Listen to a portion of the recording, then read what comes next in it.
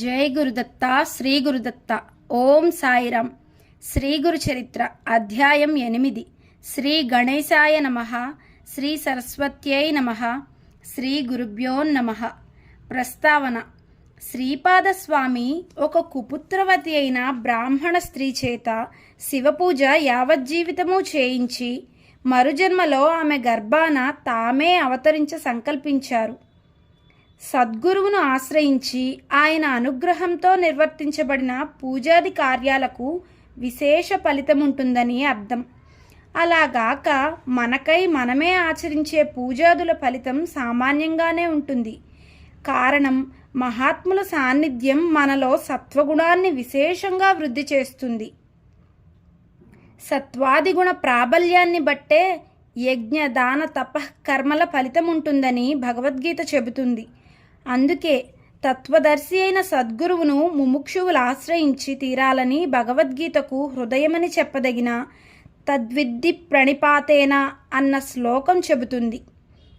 మూఢుడైన ఒక బ్రాహ్మణ బాలుణ్ణి శ్రీపాదస్వామి ఆత్మహత్యా ప్రయత్నం మాన్పించినట్లే శ్రీ అక్కల్కోట స్వామి సాయిబాబా తమ భక్తులను ఆదరించారు.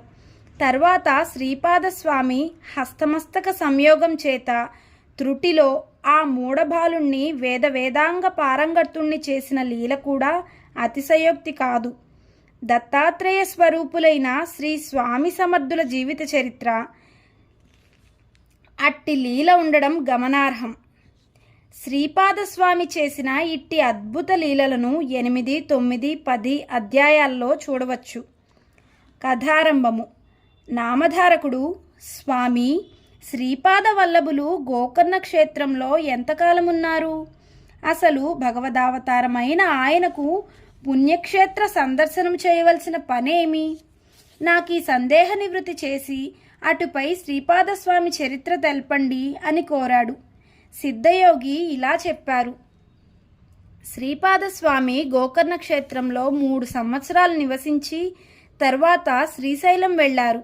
అక్కడ 4 నెలలుండి భక్తులను అనుగ్రహించి అక్కడ నుండి నివృత్తి సంగమానికి వెళ్ళి స్నానం చేసి తరువాత కురవపురం వెళ్ళారు.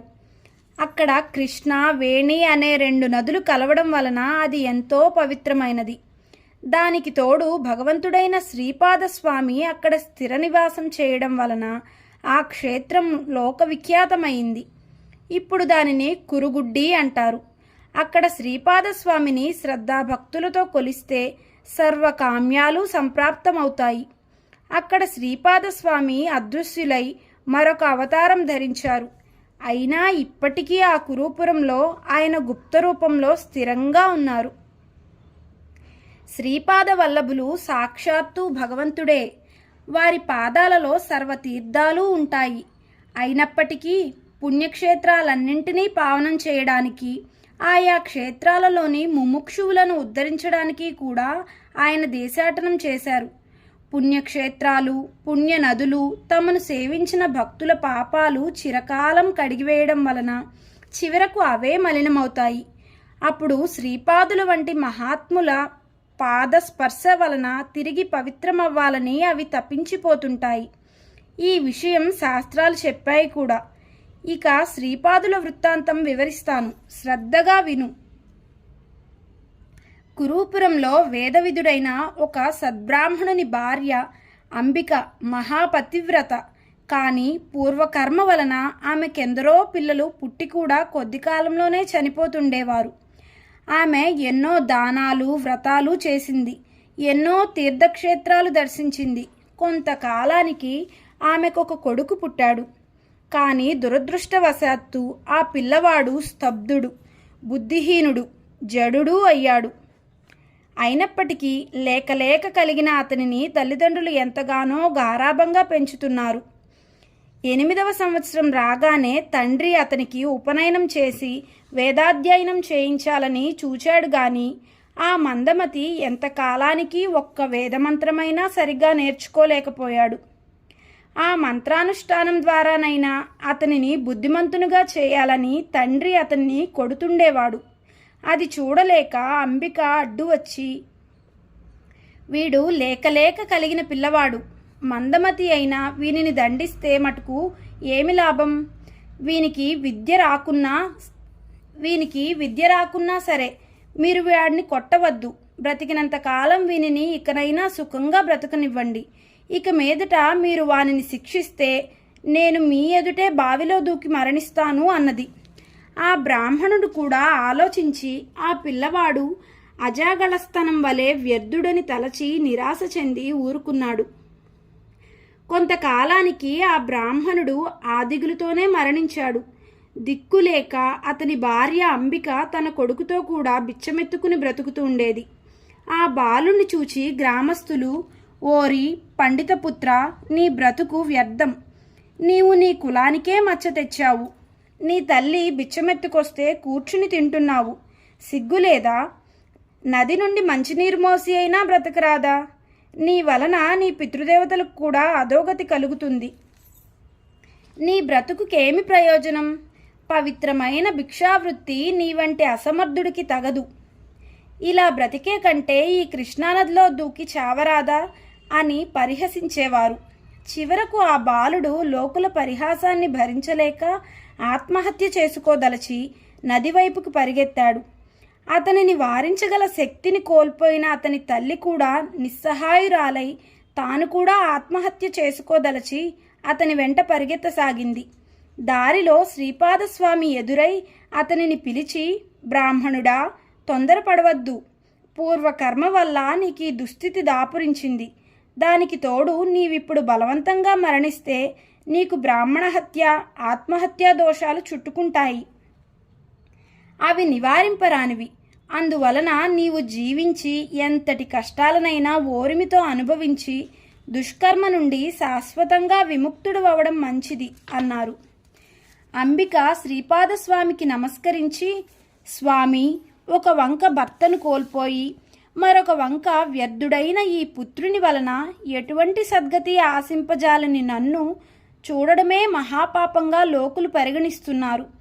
నేనిక బ్రతికి మాత్రం చేయగలిగినదేమున్నది అన్నది. ఆమె మాటలు విని కరుణార్థ హృదయుడైన శ్రీపాదస్వామి, అమ్మా, ఆత్మహత్య వలన రాబోయే జన్మలో మరొక పాపం కూడా అనుభవించవలసి వస్తుందే గాని వేరే ప్రయోజనం ఏమున్నది? కనుక నీవు మిగిలిన జీవితమంతా శివపూజలోనే గడుపు. అలా చేస్తే వచ్చే జన్మలో నా వంటి కుమారుని పొందగలవు అన్నారు. ఆమె ఆలోచించి, స్వామి, నేను మీరు చెప్పినట్లే చేస్తాను. కానీ దానివలన ప్రయోజనమేమో నాకు తెలియదు. దయచేసి వివరించండి అన్నది. శ్రీపాదస్వామి, అమ్మా, ఉజ్జయిని పట్టణాన్ని చంద్రసేనుడనే రాజు పాలించేవాడు. అతని మిత్రుడు మణిభద్రుడనేవాడు. శివుని వరప్రభావం వలన చింతామణిని పొందాడు. ఆ మణి యొక్క విలువ లెక్కకు మీరినదని తెలుసుకుని దానిని ఎలాగైనా చేజిక్కించుకోవాలని కొందరు రాజులు చతురంగ బలాలతో యుద్ధానికి తరలివచ్చారు. ఆ సమయంలో మణిభద్రుడు, చంద్రసేన మహారాజు ఇద్దరూ ఏకాగ్ర మనస్కులై ప్రదోషకాలంలో శివపూజ చేయసాగారు.